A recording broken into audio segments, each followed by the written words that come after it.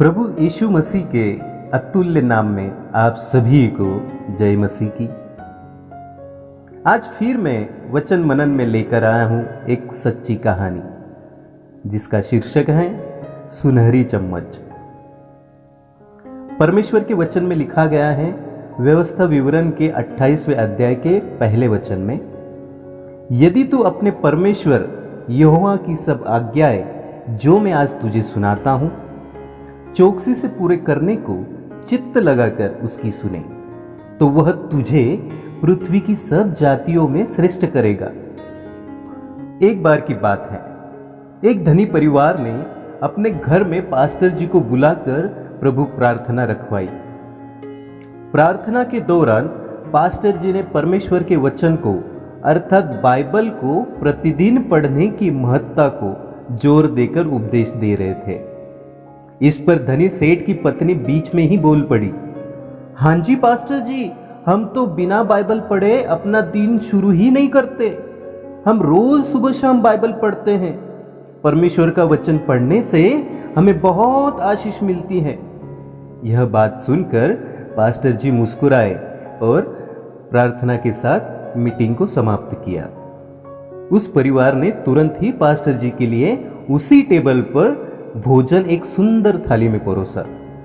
साथ ही पास्टर जी को खाना खाने के लिए सुनहरी चम्मच भी दी गई। पास्टर जी ने भोजन की थाली को देखा।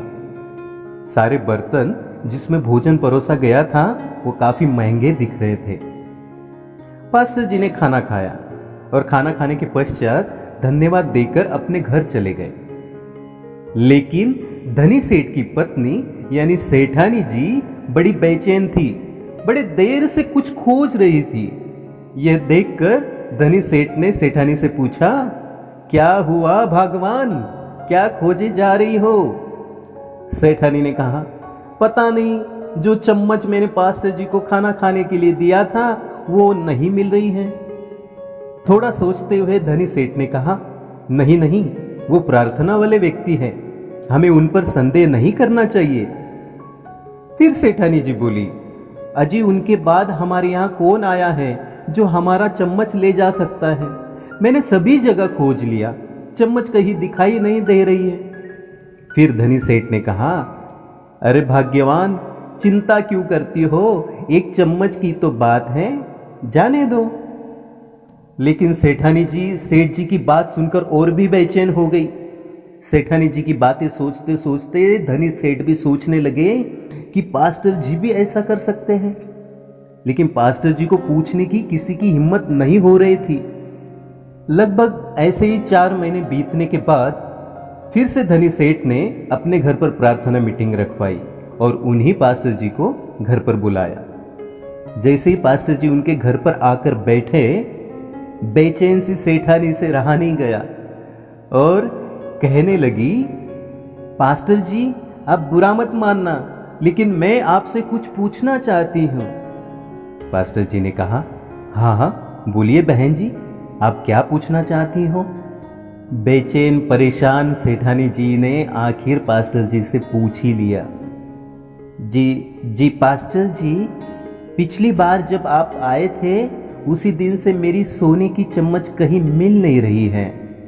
इस बात पर पास्टर जी ने हल्की मुस्कान के साथ उनसे पूछा, बहन जी क्या आज आपने बाइबल पढ़ी है? सेठानी जी ने वही पुराना वाला जवाब दिया, हाँ हाँ पास्टर जी, हम तो दिन में 2 बार बाइबल पढ़ते हैं। फिर पास्टर जी ने कहा, आप जरा अपनी बाइबल को अभी खोलेंगे? सेठानी जी ने तुरंत हड़बड़ाते हुए जवाब दिया, हाँ हाँ जरूर खोलूंगी। इतना कहकर जैसे ही सेठानी जी ने बाइबल को खोला और देखकर आश्चर्यचकित रह गई, क्योंकि उनकी सोने की चम्मच उनके बाइबल के अंदर बीचों बीच रखी गई थी। फिर धीरे से पास्टर जी ने सेठ और सेठानी की तरफ देखते हुए बोले, उस दिन चम्मच का इस्तेमाल करने के बाद मैंने उसे अच्छे से धोकर सेठानी जी के बाइबल के अंदर बीचों बीच रख दिया था। इस बात को सुनकर सेठानी जी से रहा नहीं गया, फिर से बीच में बोल पड़ी, पास्टर जी आपने ऐसा क्यों किया? पास्टर जी धीरे से मुस्कुराए और सेठानी जी की तरफ देखते हुए बोले, मुझे माफ करना, लेकिन मैं जानना चाहता था कि आप लोगों ने अपने कहे अनुसार प्रतिदिन बाइबल पढ़ते हो या नहीं। भाइयों, हमें इस छोटी सी कहानी से यही सीख मिलती है, जैसा हम कहते हैं वैसे हम करते हैं या नहीं। इसी प्रकार प्रभु ने भी हमें बाइबल के माध्यम से कुछ आज्ञाएं दी है। क्या हम उस आज्ञाओं को अपने जीवन में उतारते हैं, उनको फॉलो करते हैं? इसे भी हमें ध्यान लगाकर जानना बहुत जरूरी है, क्योंकि प्रभु की आशीषें हमारे लिए बहुत बड़ी है। इसीलिए प्रभु कहते हैं, मैं तुझे पृथ्वी और सब जातियों में श्रेष्ठ करूंगा। फिर से आप सभी को जय मसीह की। प्रभु आपको बहुत बहुत आशीष दे। आमीन आमीन।